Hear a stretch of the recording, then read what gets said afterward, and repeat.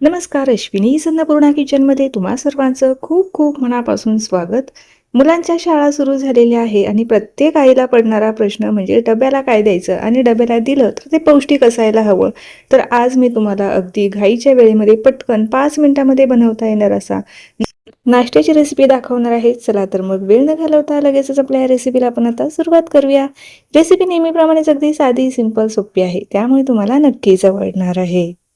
तर सगळ्यात अगोदर ना इथे मी 1 वाटी रवा घेतलेला आहे. आता इथे रवा जो आहे ना शक्यतो बारीक घेतला तर चालेल किंवा जाड असेल ना तर तो थोडासा मिक्सरला फिरवून घ्यायचा आहे. त्यामध्ये 2 चमचे बेसन पीठ घालायचं आहे. या बेसन पिठाच्या ऐवजी ना तुम्ही कुठलंही गव्हाचं पीठ घालू शकता किंवा नाचणीचं किंवा कुठलंही पीठ तुमच्याकडे अवेलेबल असेल ते पीठ घालू शकता. आता यामध्ये ना आपल्याला थोडं थोडं करून पाणी घालायचं आहे आणि छान असं बॅटर तयार करून घ्यायचं आहे. बऱ्याचदा काय होतं, सकाळी ना उठायला लेट होतं, त्यावेळेला नाश्त्याला काय बनवावं किंवा मुलांच्या टिफिनमध्ये काय द्यावं ना हे सुचतच नाही. तर त्यावेळेला ना हा नाश्ता अतिशय भारी आहे. अगदी तुम्ही 5 मिनिटांमध्ये हा तयार करू शकता. कुठलीही पूर्वतयारी करावी लागत नाही. मुलांची अंघोळ होईपर्यंत हा नाश्ता तुम्ही बनवून त्यांच्या डब्यामध्ये भरून ठेवू शकता. इतका सोपा हा नाश्ता आहे आणि चवीला म्हणाल ना तर इतका छान लागतो ना. फक्त हा डब्याला किंवा नाश्ताच नाही, एरवी सुद्धा तुम्ही बनवून खाऊ शकता. इतका टेस्टी हा नाश्ता लागतो. काही मिनिटं याला ना असं झाकण ठेवून देऊया. जर तुम्हाला अगदी जास्त घाई असेल ना, लगेच बनवायला घेतला तरीही चालेल. परंतु तुम्ही जर हा छान असं व्यवस्थित भिजवून घेतला ना, याचे जे धिरडे आहेत ते अतिशय भारी तयार होतात.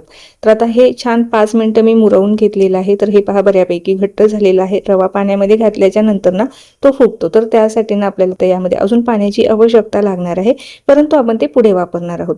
त्यापूर्वी ना हे छान असं हलकं करून घेऊया, थोडंसं फेटून घेऊया, म्हणजे आपले जे धिरडे आहे ना मस्त अशी जी जाळीदार होणार आहे. एक 2-3 मिनिटं फेटून घेतल्याच्या नंतर ना यावरतून आपल्याला तेलाची फोडणी घालायची आहे. 2-3 चमचे तेल घेतलेलं आहे, कडकडीत गरम करून घ्यायचं आहे. त्यामध्ये जिरं, मोहरी, हिरवी मिरची घालायची आहे. आता लहान मुलांना जर तुम्ही टिफिनमध्ये देणार असेल किंवा हिरवी मिरची जर खात नसेल ना तर इथे स्किप करू शकता. फक्त जिरं, मोहरी आणि हिंगाची फोडणी, कढीपत्त्याची फोडणी यावरतून घालायची आहे.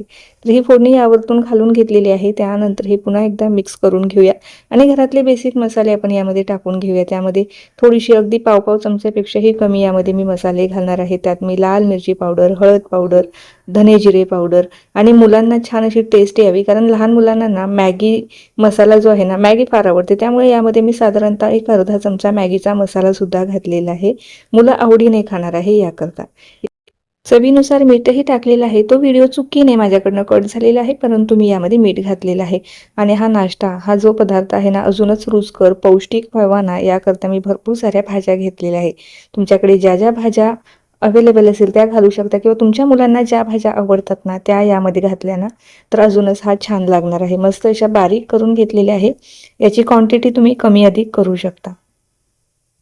भाज्या टाकल्याच्या नंतर ना हे मिश्रण तुम्हाला दिसत असेल बऱ्यापैकी घट्ट झालेले आहे.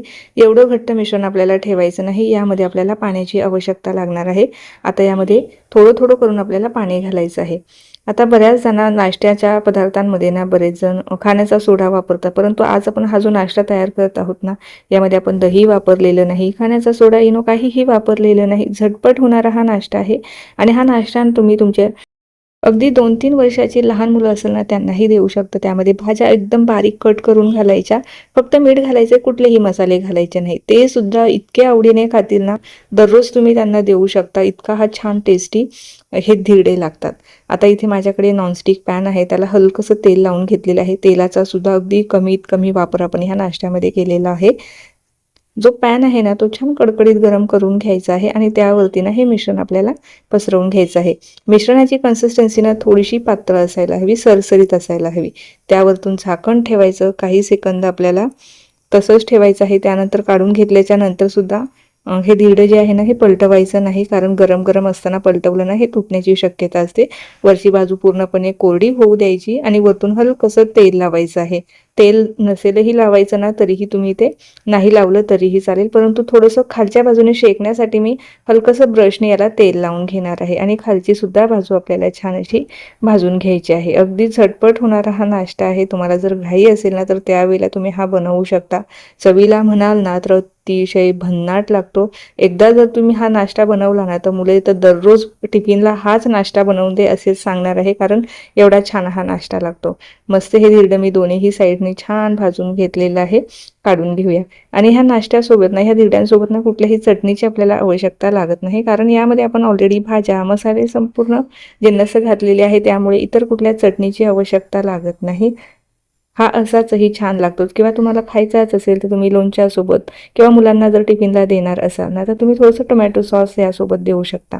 तर मुलं अगदी डबा चाटून पुसून फस्त करून येणार आहे. आता जेवढे आपण जिन्नस घेतले होते ना त्यामध्ये साधारणतः 5 हे असे धिरडे तयार होतात. एक 2 ते 3 जणांचा नाश्ता आपला आरामात तयार होतो. तर सगळे धिरडे माझे या ठिकाणी बनवून झालेले आहे. नक्की ट्राय करून पहा आणि कसे झाले ना ते मला कळवायला अजिबात विसरू नका. अगदी तुम्ही संध्याकाळपर्यंत जरी हे धिरडे ठेवले ना अजिबात कडक होत नाही, अगदी मऊ लुसलुशीत राहतात. अगदी वयस्कर माणसंसुद्धा आरामात हे धिरडे खाऊ शकतात. तर मग कशी वाटली रेसिपी? रेसिपी जर तुम्हाला जराही कुठे आवडली असेल ना तर रेसिपीला लाईक करायला अजिबात विसरू नका. तसेच तुमच्या मित्रपरिवाराबरोबर, नातेवाईकांबरोबर सुद्धा ही रेसिपी शेअर करा. आता ही रेसिपी पाहत जर तुम्ही इथपर्यंत आलाच असाल, चॅनलवर जर नवीन असाल आणि चॅनलला अजून सबस्क्राईब केले नसेल तर नक्की सबस्क्राईब करा. त्या बाजूचे जे बेल आयकॉन आहे ते सुद्धा प्रेस करा, म्हणजे जेव्हाही माझे नवीन व्हिडिओज येतील ते तुम्हाला सगळ्यात अगोदर पाहायला मिळतील. चला तर मग पुन्हा भेटूया अशाच काही नवीन आणि सोप्या रेसिपीसोबत. तोपर्यंत धन्यवाद.